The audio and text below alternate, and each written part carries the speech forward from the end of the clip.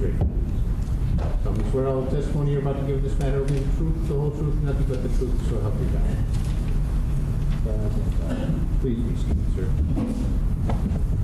And sir, would you tell us your name and spell your last name for us? Excuse me. My name is Sopa Princewell. Last name Princewell, Princewell. How do you spell your first name? Sopa is Sopa. Just pull the mic a little closer to you, Mr. Princewell. Thanks. How were you employed? Pardon me? How were you employed?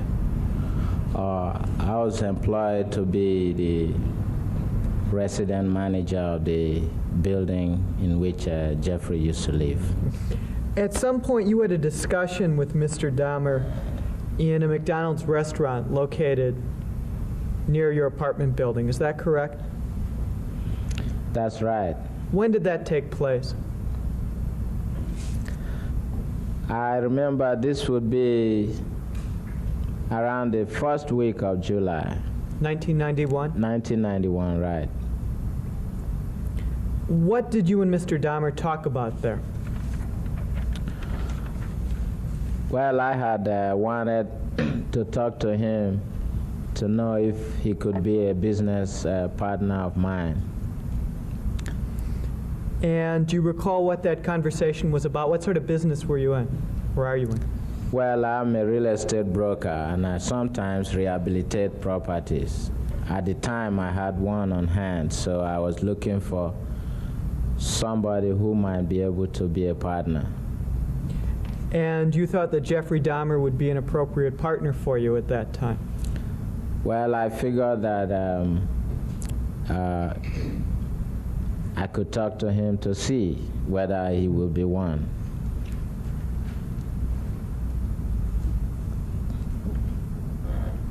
And did you ever decide to go into business with Mr. Dahmer? No, I didn't, because we were not talking about the partnership. I was explaining to him my experience with the property. But did you ever get to the point where you actually were discussing going into business together or not? No. Okay. Back then, you'd indicated that at that time, there was, they went into room 205 instead of 213 because they thought perhaps somebody had died in there. Is that not correct? Yes, that was an incident that is connected to we are trying to trace the source of the smell. Okay, so after you went into 205 and found that there was nothing there, you eventually found out it was from 213, is that correct? That's right. Okay, and how'd you go about doing that? There was a resident that identified his apartment. I'm sorry? A resident identified his apartment as the source of the Oh, so smell. the person who complained was the one who actually said that's the area that he smelled it coming from. The person that, the resident who told me about it lives right across from him. Okay. And what excuse did he give at that time? He said his deep freezer broke and he had meat in it that's getting spoiled. Okay. Was this the time that you had actually gone in and looked in the freezer? That's right. Okay. So you went into his apartment, you said, Jeff, we have a complaint here, there's a problem that there's a bad odor. Now when you walked in, did you smell it? When I walked in, I didn't smell anything in his apartment. You did not? No. Okay. And But he had opened the freezer for me to take a look. okay. Uh-huh. And as you opened it, did a smell come out at that point? I did smell it a little bit, but not as strong as it was outside. So it was stronger outside of the apartment rather than inside? Right. And stronger, what, outside rather than in the freezer? That's right. Okay.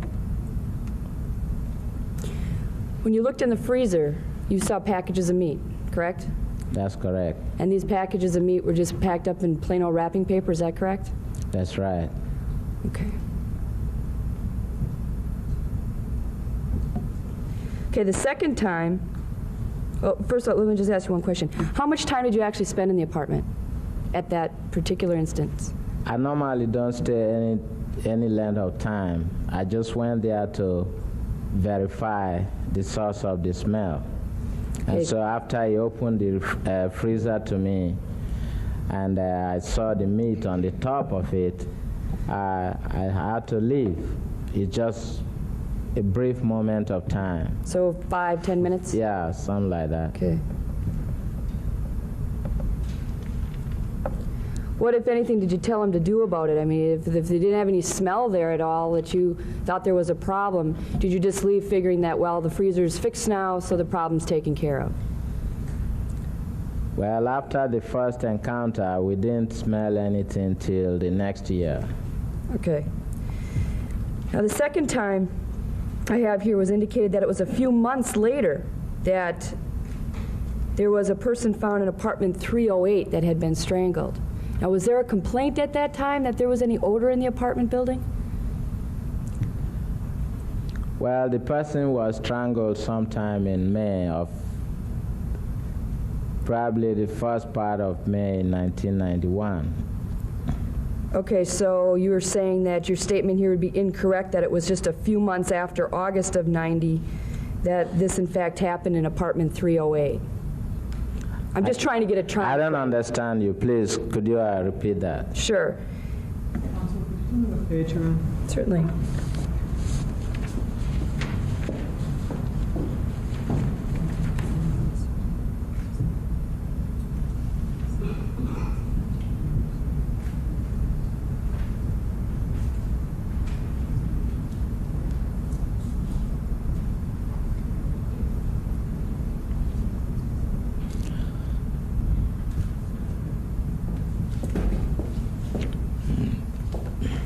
Okay, I'm not trying to confuse you or anything. I'm just trying to get down these times correctly, okay?